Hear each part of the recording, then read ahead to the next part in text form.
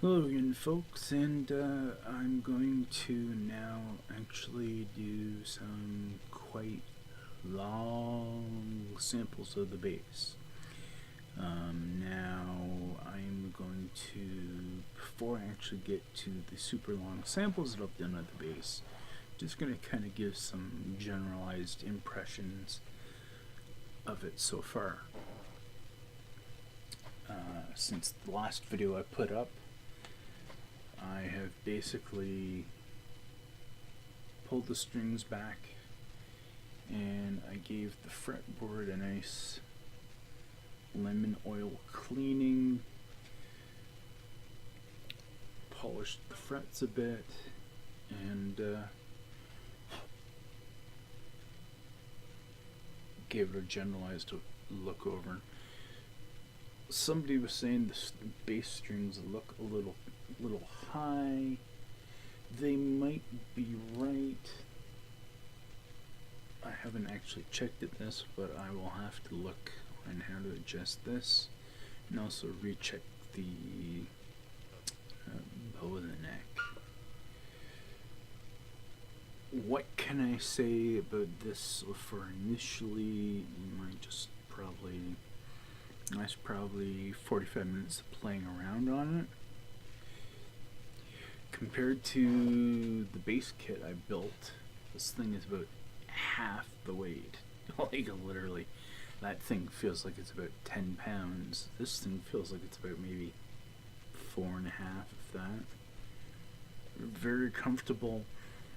Again, if you were a guitar player wanting to play bass, I would have to definitely say this short scale